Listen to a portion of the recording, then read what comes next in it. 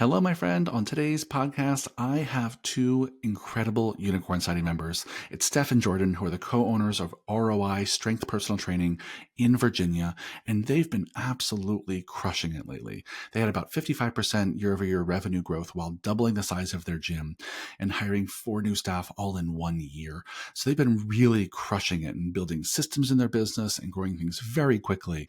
And so I have them break down all the things they've been doing that have been making the difference in helping them scale and grow their gym so quickly. And we're going to share all that with you today. So if you're in the mood for some hot tips on how to grow and scale your gym with a lot of success, get your pen and paper ready because we're going to dive in. Let's do it.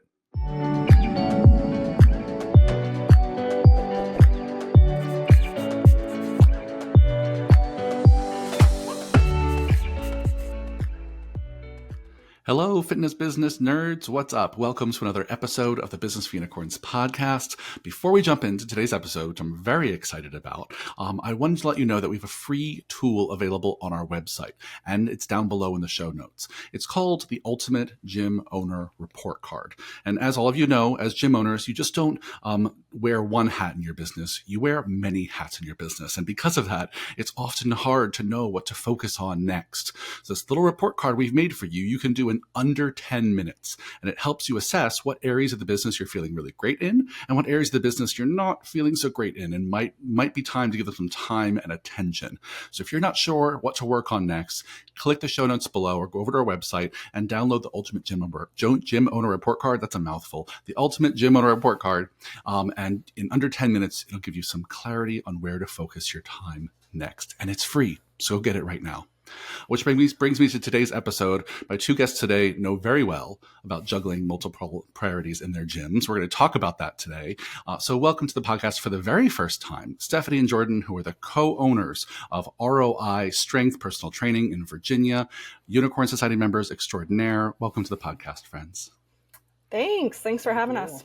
What a treat. It's so rare that I have two people at the same time. So I feel like this is like a party on the podcast today. Definitely. And so Steph or Jordan, one of you, do you want to take a moment to say like, what is ROI, a little bit about who you serve, how you serve them, and we're going to get into some of the amazing success you've had recently. So Steph, why don't you kick us off? Sure. Yeah, ROI is mostly a personal training studio. So we do one-on-one and two-on-one training sessions. We have a team of about to be 1, 2, 3, 4, 5, 6 of us. So 6 employees, 1 independent contractor, and we serve mostly the older adult population. So really your busy professional that's trying to get in their workouts within their day, still juggling all of life, up to even kind of the retired individuals who are really trying to take care of themselves as they get into kind of the fun part of their stage of life where they get to enjoy some things. So, I love that. Yeah, I love that. That's fantastic. And your team has been growing lately, which we'll talk more about in a few minutes. Jordan, what would you say kind of helps you stand out from the rest of the crowd in your market? What makes ROI a little different?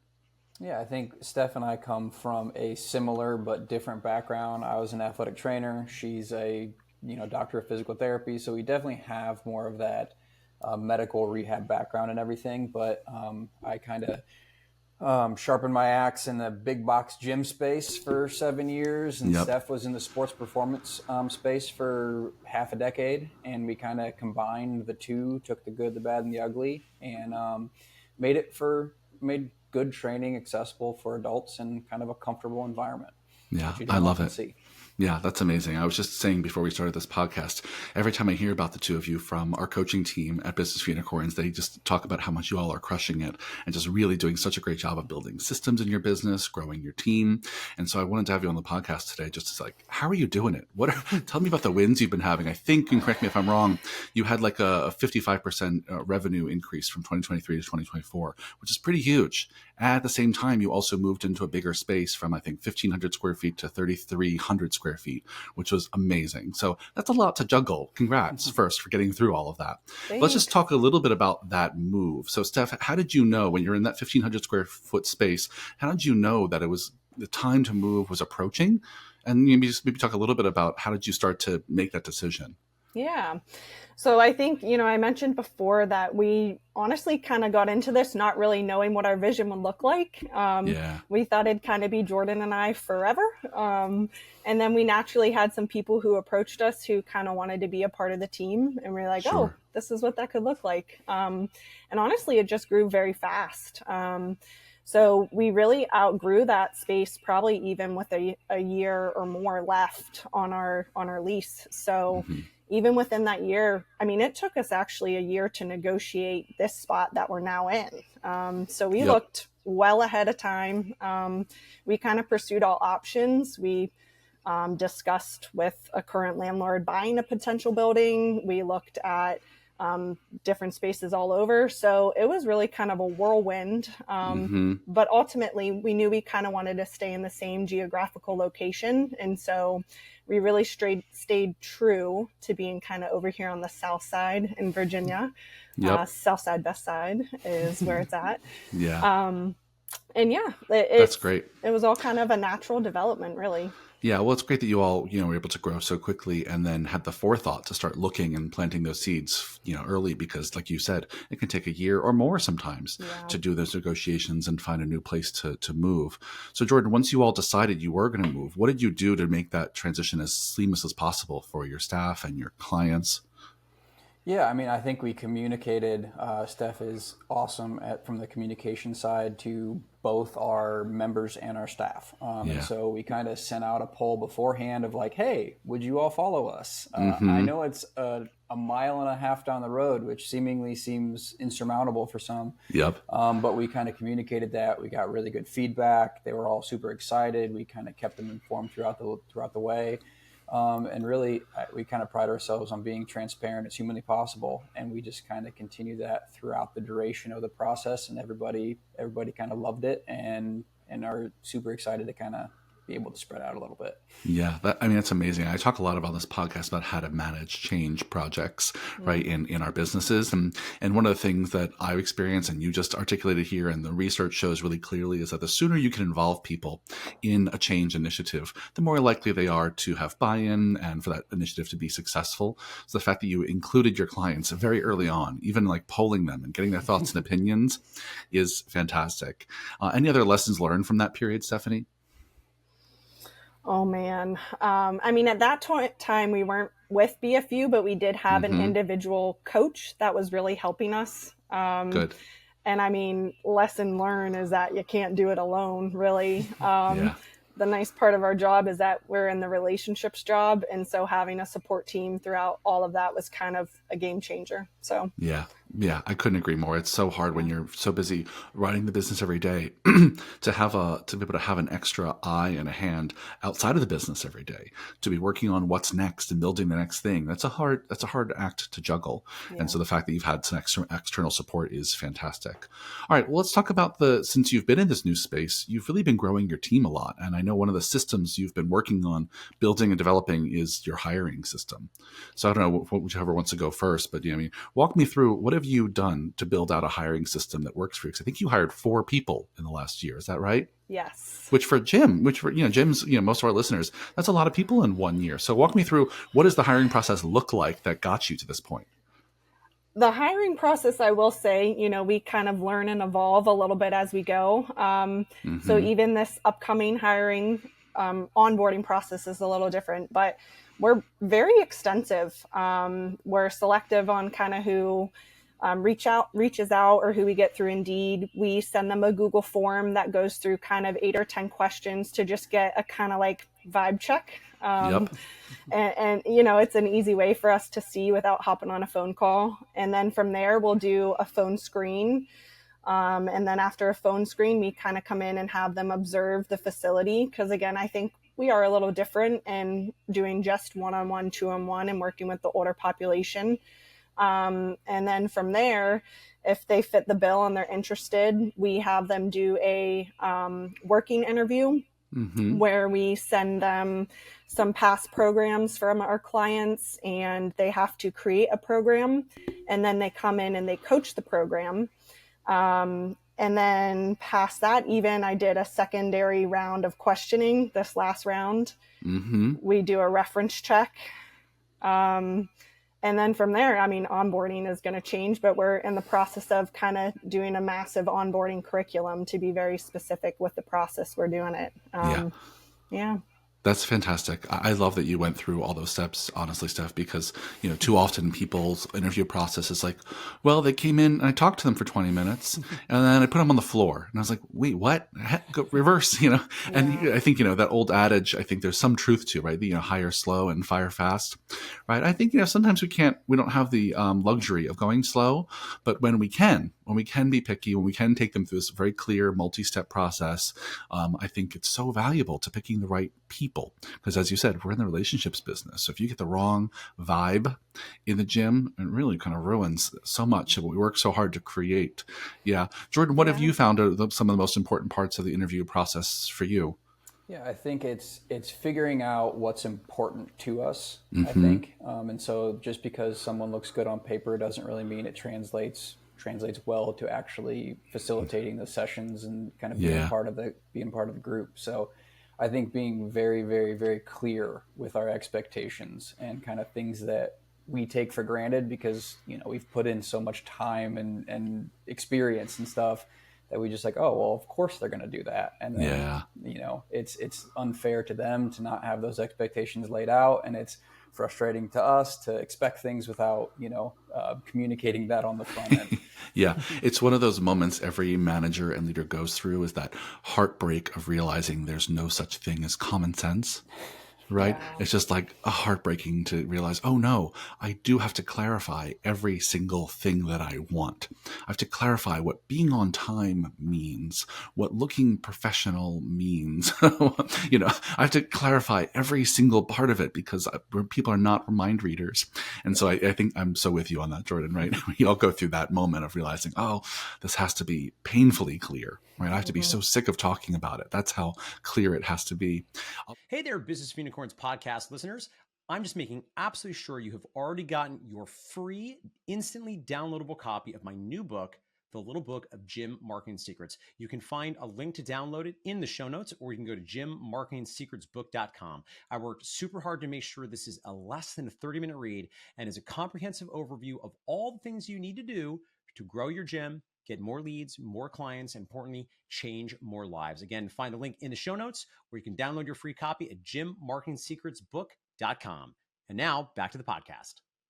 Let's just go back to your hiring process for a second, Steph, because there's a lot of parts in there I think people might have heard before, used to, but I think there's some parts that people are maybe not as common, right? So doing a screen up front of a bunch of questions, like through a Google form, I think is fantastic, even before your phone screen. You just say a little bit, what are a few questions you like to ask in that form? Yeah, some are like motivational interviewing and behavioral interviewing questions. But honestly, some of them are, how much experience do you have with just one-on-one? And how confident are you in the personal side of personal training, and just communication? Some of it is logistics, like what do you want your schedule to look like? Because we don't tell somebody be here from 8 to 5, but we say, hey, work 30 hours on the floor or whatever it may be. And then we kind of ask, what was one of your biggest successes in life? Tell us why, what you did and why. We also jump into kind of who are some of the resources that you go to when you want to learn information, which is kind of huge. I look at that question a lot. Are you posting T-Nation and bodybuilding.com, which is not a bad thing, but helps understand where is the information coming from? How is their worldview formed? What are the things that really influence their way of thinking about fitness? Tells you a lot. Yeah. So it's it has a couple of questions from a couple of different areas we feel are important to get a bigger picture of the individual. Yeah, that's amazing. All right. So you've already learned so much in the last year or so, from moving into a new space, hiring lots of people, creating this amazing hiring system, which is still, I'm sure, a work in progress. But you've also built a lot of other systems. When I asked you before this call, what are some of the systems that mattered most? The first thing out of your mouth was you all getting clear about your roles and responsibilities as owners. Like having that really be systemized and clear about, this is my dance space, this is your dance space, Yeah. this is the dance space we share, right? It's a thing that all partnerships need to get good at. So you both, just walk me through, what did you do to get more clear about your roles and responsibilities as co-owners?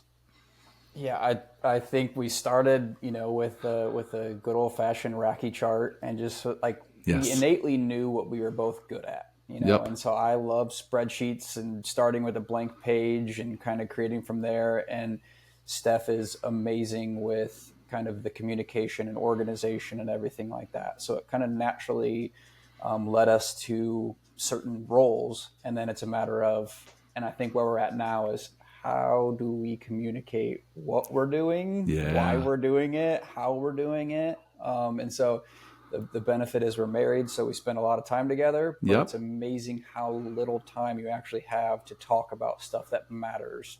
And 100%. Kind of like tune out and just kind of recover. Yeah, it doesn't happen by accident, right? I mean, we're so on, and research shows this, right? We're on autopilot a lot of our day, but trying to take as many shortcuts as possible to maintain our energy and our sanity.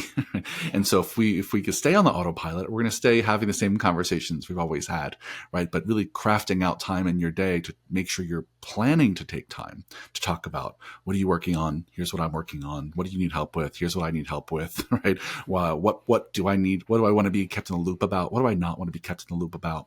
All of those kinds of, decisions don't happen by accident. What would you add to that, Steph? What else? What other parts of the process did you find valuable?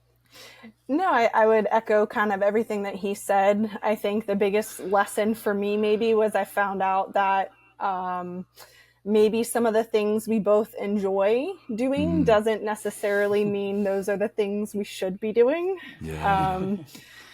So give me an example on that one. Well, more recently, I love kind of the social media and marketing side of things. Sure. I'm a person that can go out and kind of, compared to the two of us, maybe talk to anybody about our business.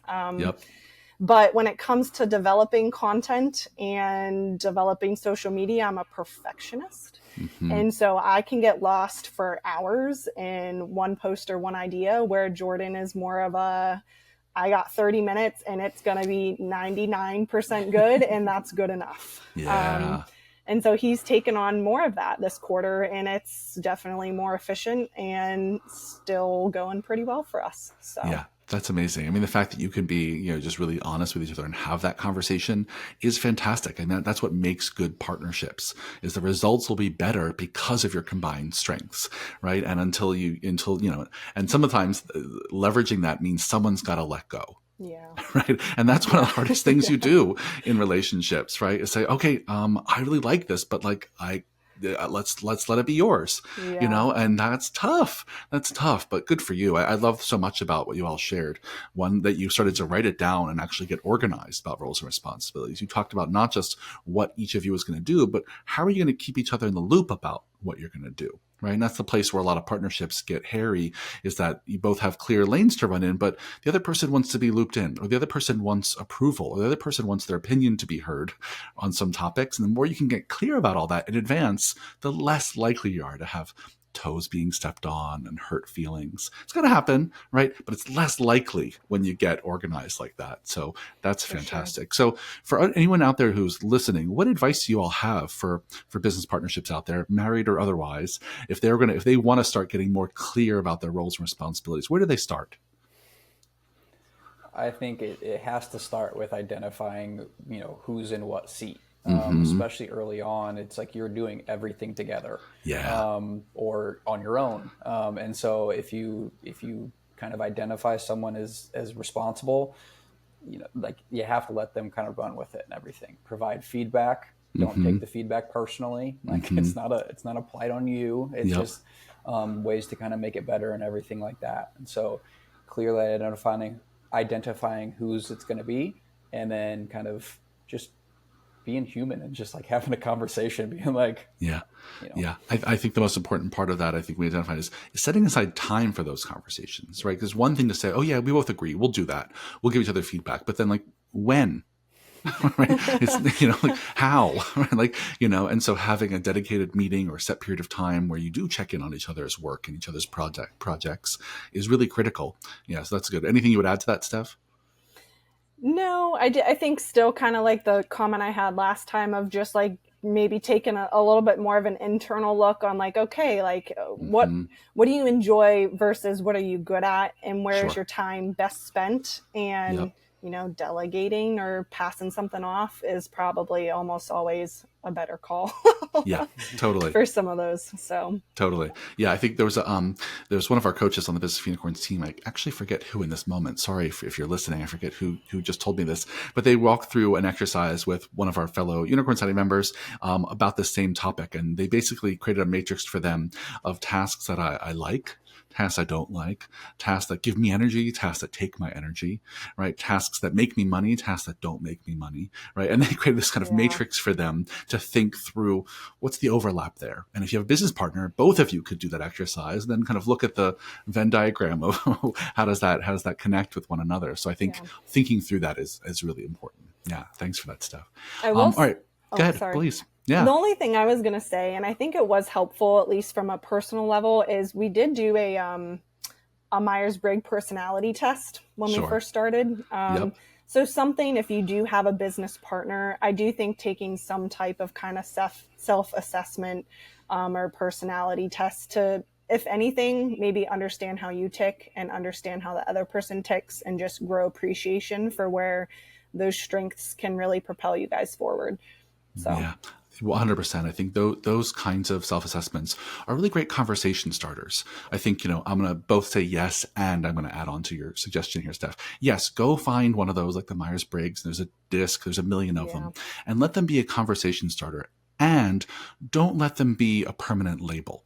Right? Because they're just a preference, right? What they're doing is they're asking you on paper to tell us about your preferences, and they're labeling your preferences. But personality isn't permanent, right? And so there's a whole book called The Personality Isn't Permanent. And so don't let those be a crutch, right? Or a barrier for the only way you can be, but be a really great conversation starter for what do I like? What are the ways I like to work? What are the ways you like to work? Because we want to be in our zones of genius. We want to be in the lanes that really excite us most. So I love that suggestion. Good for you. All right. One last topic. I think we have time for it, which is the other systems that you all have really been working on are creating SOPs and systems for your team. Right. One of the things you all said to me is now your team's growing. You have to get really clear on expectations. And there's a million examples we could go over this, but one of the ones that you started talking about, which I was really thought was compelling, was one of the systems that you helped work on for your team was basically onboarding clients, getting really clear about how to do a discovery call, how to onboard clients. Can you just talk a little bit about how did you make that SOP for your team and roll it out to them? Because I think that's an area where a lot of our listeners really struggle, right? Is like, how do I set expectations for how my trainers participate in kind of the sales and onboarding process of new clients? So kind of walk me through what you did. I took every thought in my brain and put it on a Google sheet, and then worked backwards from there. Love it. Yep. To kind of be as simple as possible. And it's pretty buttoned up, but every now and again I'm like, oh, that should go in there. And so there's, of course, consistent edits, which get shot out in an email of, hey, make sure you check out this, additional tip or something like that. Yeah. But, our guide, our onboarding guide, really came from legitimately what is every single task that we do from start to finish. And within that, they have additional SOPs for certain things, like what do we want a discovery call to look like, which is very detailed. What information are we getting on the discovery call, and how are we acting, and what kind of energy are we bringing to that call? Our assessment is very, very detailed. We do a little combination of a FMS and SFMA from an injury standpoint. And then go into more functional movements and things like that, because we work with a population that are going to have some of those things. And then, that is a huge part, is getting the client to say yes. So of course that's like half of our guide. Mm-hmm. But let's not forget about the, many small tasks that come after that, of, following up with a text message the day after and following up to confirm appointments. We don't have a CRM right now, so everything is manual. Yep. Which that will be a change here pretty soon. But it really is about the personal side of it as well. Audits are thrown within there of what does a personal training session audit look like. It's very clear on expectations of how the session should go. There's audits for making a program and the certain type of design that we want behind a program, at least with Yep. exercise selection. So, I mean, I could keep going. I'll let Jordan kind of cut in here too. No, but that's great. I mean, it's a good example of, right, that we everything. mentioned earlier, like if you want your trainers to participate, or any employee to participate in this process, you got to teach them what the process is, right? And it might change and grow and evolve over time. As you mentioned, there's edits and there's going to be changes, but what exactly are the steps? What are the tasks you're responsible for? How do you do them? And then what is the process that we know you're doing them? You mentioned audits, right? These are basically the way that we check and make sure that people are following the guides and the SOPs. Jordan, can you just talk a little bit about how do you roll that stuff out? So once you've done the brain dump and you have the document, how do you start to teach your team what that stuff is? Oh man, I like teaching the team kind of portion is, I think going into it knowing that it's going to be an evolving process. Yes. And you have everything laid out perfectly how your brain works, and you're like, hey, this is so clear. Mm-hmm. And you kind of roll it out, you show it, you see overwhelm, you kind of say it's okay, like we're gonna like take it step by step, and then you just kind of dive in and do it, and then foster a good enough relationship with your people that they can kind of receive the feedback that you're giving, and that it's just to provide insight from our experiences and kind of what we expect, and then allow their personality to kind of shine through, and you kind of end up in a much better situation. Yeah, I love the way you described it like that, because I think the mistake people often make, Jordan, is thinking that rolling out a series of SOPs or even a single SOP is a one-time conversation.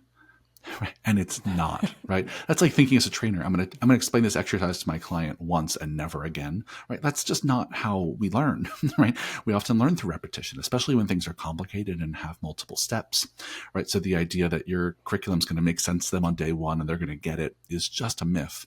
Very rarely will that happen. You have some fast learners who will get some things faster than others, but most of the time it's going to be, oh, this is in a format that made sense to us but doesn't make sense to them, or their learning style doesn't really jive with the way we first taught it. We have to teach it in maybe a different way. We got to audit them and give them feedback for weeks, maybe months, maybe forever, to make sure they can continue to do this thing well, right? And that's what management looks like, right? That's what small business ownership looks like. Were you going to add something, Steph? No, I was just agreeing with everything you were saying. I saw some aggressive agreement. I will say the audits have been huge for us. That is what I was kind of laughing at was, for our team to give us feedback. I think they're still learning, like we want that, we want to make it easy for you. And like Jordan said, just because it makes sense in my brain doesn't mean it makes sense in yours. So for whatever reason, audits have been very helpful because it's straightforward. It's agree, strongly agree, disagree, and then we can go from there. So yeah, that's amazing. That's amazing. Well, I want to be thoughtful of y'all's time because you've been so generous to come on and this podcast and share your wins and share your experiences. So let's wrap things up. But thank you. Let me just do a quick review of all the topics we've covered for all of you listening, which is we talked about some great tips for if you're moving space, how to get in front of that and make that transition as smooth as possible. We talked about your hiring process, go back and re-listen to that part. Steph outlined all the steps they take to make sure they're making a great hire. We talked about building systems. The two places we dove in were systems for how to get clear on your roles and responsibilities as a partnership, right? Which is an ever evolving process, but so critical to being effective as a team of two, and then we also talked about building SOPs and processes for your team to set clear expectations for what their jobs are and how they can succeed every day. And so we covered a lot on this podcast because y'all are doing a lot. y'all have been so busy building systems in this business. And every time you do, it's really just an investment in your future. So thank you for coming on to share. I really, really appreciate it. And dear listeners, if you found this valuable, let us know. Leave us a review. And if you want that ultimate gym owner report card that I mentioned, it's free. It's down in the show notes and it's on our website. Thank you again, Steph. Thank you again, Jordan. Hope to have you back again someday to talk about your next successes. But thanks for a great conversation. Yeah, thank you.